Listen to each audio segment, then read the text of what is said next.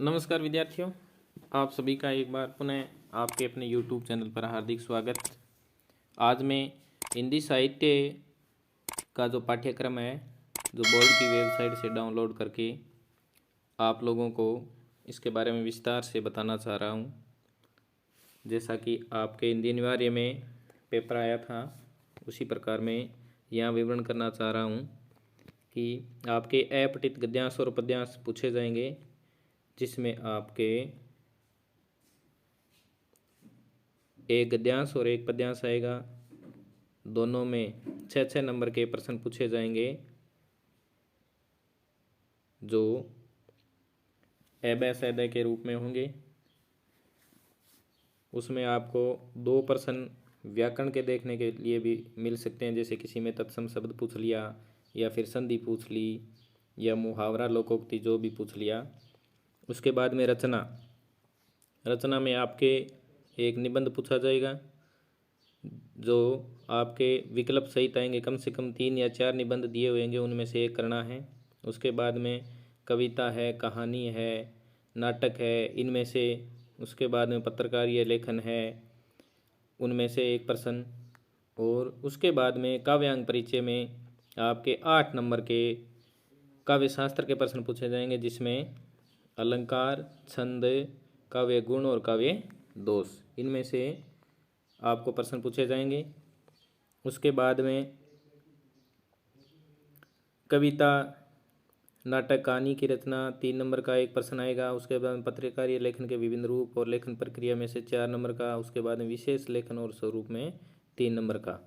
उसके बाद में यहाँ दिए हुआ है कि काव्यांग परिचय में ये टॉपिक है आपके काव्य गुण, काव्य दोष, और इनमें से आपको एक प्रश्न काव्य गुण का और एक प्रश्न आपको काव्य दोष का पूछा जाएगा। आजकल जो प्रश्न आ रहे हैं वो विशेषताओं से ज़्यादा पूछे जा रहे हैं। जैसे रिक्त स्थान में पूछ लिया कि प्रसाद गुण की विशेषताएं, या फिर पूछ लिया कि रेफ युक्त रे का प्रयोग कौन से गुण में होता है, या फिर श्रृंगार रस कौन से में होता है, वैदर्भी रीति कौन से में होती है, गौड़ी रीति कौन से में होती है। इस प्रकार से पूछा जा सकता है।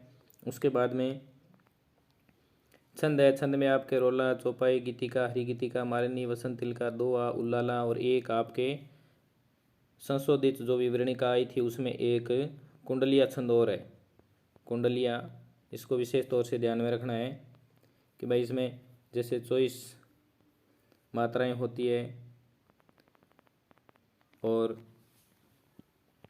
उसके बाद में अलंकार में आपके उपमा, रूपक, उत्प्रेक्ष, उदाहरण, विरोधाभास, दृष्टांत, मानवीकरण, विभावना, विशेषोक्ति, अन्योक्ति, और 2 अलंकार आपके संशोधित विवरणिका में और है, जो आपके हिंदी अनिवार्य पाठ्यक्रम में थे। उसमें आपके एक है अनुप्रास, और उसके बाद में एक है यमक। ये अलंकार मैंने पहले ही हिंदी अनिवार्य के पाठ्यक्रम में आपको यूट्यूब पर करवा दिए, और उनमें से एक की परिभाषा और एक का उदाहरण भी वैसा का वैसा जो आपको यूट्यूब पर करवाया था वैसा आया था।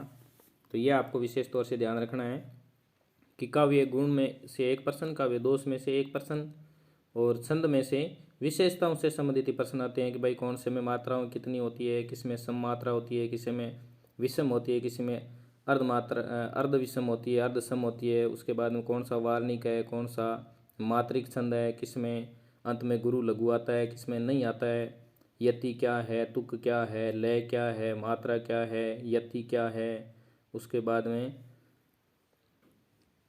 ये अलंकार वाला टॉपिक हो ही गया। उसके बाद में सप्रसंग व्याख्या गद्य और पद्य दोनों से विकल्प सहित, यानी यहाँ आपको अथवा में मिलेंगे 2 आपको आपके पाठ्य पुस्तक से अंतरा से 2 आपको गद्यांश दिए जाएंगे। उनमें से कोई एक का सप्रसंग व्याख्या, जिसमें आपको सबसे पहले संदर्भ, उसके बाद में प्रसंग, उसके बाद में व्याख्या लिखना है, और अंत में विशेष भी लिखना है।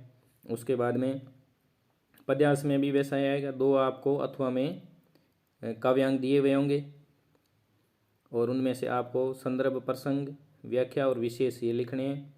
उसके बाद में कवि या लेखक का परिचय 4 नंबर का प्रश्न आएगा। अब हो सकता है इसमें से 2 नंबर का आपको कवि और 2 नंबर का आपको लेखक, इन दोनों में से दोनों के प्रश्न पूछ लें। उसके बाद में प्रश्नोत्तर गद्य भाग से 9 नंबर के प्रश्न आएंगे। इसमें से हो सकता है 3-3 नंबर के 3 प्रश्न दे दे, या फिर दो दो नंबर के दे दे या फिर कोई एक नंबर का दे दे। उसके बाद में प्रश्नोत्तर पद्य भाग से ही 9 नंबर के वही भाई 3 3 नंबर के 3 हो सकते हैं या फिर 2 2 नंबर के 4 हो सकते हैं और एक एक नंबर का हो सकता है। और ये हो गई आपके 9 9 18 और 10 28 और 4 32 नंबर की ये बुक हो गई। उसके बाद में पाठ्य पुस्तक अंतराल भाग 2। इस पाठ्य पुस्तक में से प्रश्न आपके समझ के आधार पर प्रश्न ज़्यादा पूछे जाएंगे और उसमें से भी आप ज़्यादातर इसमें सीधा किताब में से पाठ पढ़ोगे तो आपको मेरे हिसाब से ज़्यादा फायदा होगा। उसमें से एक निबंधात्मक प्रश्न विकल्प सहित यानी जो आपके अनिवार्य हिंदी में आया था ना जूझ वाले पाठ से और सिल्वर वेडिंग वाले पाठ से अथवा में आया था, उसी प्रकार इसमें से भी अथवा में आएंगे और आपको ये प्रश्न करना है। तो ये 4 नंबर का प्रश्न आएगा और उसमें से खास तौर से सूरदास की झोंपड़ी है, उसके बाद में बिस्कोर की माटी है। इन 2 पाठों में से ये बड़ा प्रश्न बनने की जहाँ तक मेरा अनुमान है कि बनने की संभावना है। उसके बाद में आपके आरोहण जो संजीव वाला है और अपना मालवा खाऊ दड़ू सभ्यता आपके प्रभास जोशी वाला है। तो इनमें से छोटे छोटे प्रश्न बनेंगे। इस किताब के ये जो 4 पाठ है इनको आप कम से कम एक पाठ को 4 या 5 बार सीधा किताब में से पढ़ना और वहाँ से आप पढ़ोगे तो आपका पूरी समझ आपकी विकसित होगी। उसमें लगेगा कि भाई ये पंक्ति पूछने लायक है, इसमें इस प्रकार से प्रश्न आएंगे। जैसे आपके डायरी के पन्ने में और उसमें जो सिंधु घाटी सभ्यता वाला जो पाठ था उसमें से प्रश्न आए थे ना, उसी प्रकार इनमें से बनने की पूरी पूरी संभावना है। और ये हो गया आपके पूरा का पूरा विवरण। इसमें आपको हो सकता है कोई ये जो अंतराल पुस्तक है उसमें से किसी पाठ में से प्रश्न आपको देखने में कि नए मिले, लेकिन ये जो अंतराल पुस्तक है इसमें से तो प्रत्येक पाठ में से प्रश्न आएगा। और वैसे भी सारे पाठ इंपॉर्टेंट ये, लेकिन सूरदास की झोंपड़ी और बिस्कोर की माटी इनमें से बड़ा प्रश्न बनने की संभावना है। तो हो सकता है इनमें से एक प्रश्न आ जाए, हो सकता है दोनों में से अथवा में एक एक आ जाए, तो आपको एक करना है। और इसके बाद में ये रहा कि पिछला जो अनिवार्य का पेपर हुआ था उसमें कई बच्चे कह रहे थे कि सर हमारे समय कम पड़ गया। तो आपको मैं बता दूं कि आपको अच्छे तरीके से पेपर को करना है और पूरा टाइम का ध्यान रखना है। जैसे ए बै सैदे का प्रश्न है, ए बै सैदे वाला जैसे गद्यांश और पद्यांश है पठित है, इसमें आपको जैसे आप एक उत्तर नंबर 1 लिख दिया, उसके बाद में फिर उसका उत्तर आगे लिखा, फिर 2, फिर उत्तर लिखा। इसके बजाय आप ऐसा करो कि आप जैसे गद्यांश वाला प्रश्न नंबर 1 है, प्रश्न नंबर 1 लगाया, उसके बाद में आपने इस प्रकार से एक सारणी बना ली, टेबल। इस प्रकार से इसमें जैसे 1 नंबर है, 2 नंबर है, 3 नंबर है, इस प्रकार से आप यहाँ ऐसे भर सकते हो तो आपका टाइम बचेगा और नंबर आपको उतने ही मिलेंगे। और उसके बाद में पद्यांश में भी आप ऐसा कर सकते हो। और अब मैं आपको ये बताना चाह रहा हूँ कि पिछली अनिवार्य हिंदी के पाठ्यक्रम में से मैंने एक कॉपी का बोर्ड की वेबसाइट से जो कॉपी ली थी उसकी पूरी डिटेल आपको बताई थी। उसमें से एक प्रश्न भी आया था और एक विज्ञप्ति भी आई थी। और उसके बाद में मैंने ये भी बताया था कि भाई इस प्रकार से लिखना है। उसी प्रकार में हिंदी साहित्य की कॉपी भी आपको दिखाऊंगा। जिस बच्चे की 80 में से 80 अंक आए उस बच्चे ने किस प्रकार लिखा है, आपको भी वैसा लिखने की कोशिश करनी है और वैसा ही लिखना है। वर्तनी की अशुद्धि कम से कम करनी है, काट छाँट तो बिल्कुल करनी ही नहीं है, ये आपको पूरा ध्यान रखना है। और मैंने उसमें बता भी दिया था कि भाई जो पढ़ने वाला स्टूडेंट है, जिनकी अच्छी तैयारी है, वो प्रश्न क्रम वाइज करें और कोई भी प्रश्न बीच में छूटे नहीं, ये आपको विशेष तौर से ध्यान रखना है। और टाइम अगर फिर भी कम पड़ रहा है तो आपको बड़े प्रश्न है, बड़े ज़्यादा अंक वाले जैसे निबंध है या निबंधात्मक प्रश्न है, तो ये आपको करने की कोशिश पहले करनी चाहिए। और अगर आप सही तरीके से टाइम का मैनेजमेंट करोगे तो आपके मेरे हिसाब से टाइम कम नहीं पड़ेगा। अब मैं आपको ये बताना चाह रहा हूँ कि हिंदी साहित्य का जो पाठ्यक्रम है, जैसे काव्य गुण है, काव्य दोष, उसके बाद में ये काव्यांग परिचय वाला है ना, इसमें जैसे ये छंद है, अलंकार है, 2 अलंकार मैंने पिछले वीडियो में करवाए हैं, जैसे अनुप्रास और यमक, वो आपको वहाँ से देखने हैं।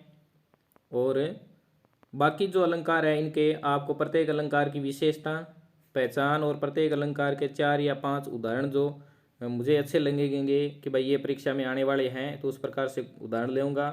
और छंद आपको डिटेल से करवाऊंगा और काव्य गुण दोष भी आपको अच्छी तरीके से करवाऊंगा।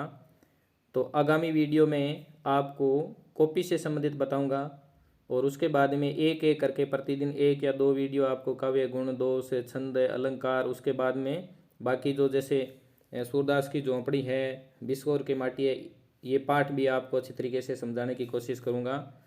तो आप इस YouTube चैनल से लगातार जुड़े रहें। आपके साथी जो 12वीं के पेपर देने जा रहे हैं उनके साथ वीडियो शेयर करें, लाइक करें और सब्सक्राइब ज़रूर करें। और आगामी जो ये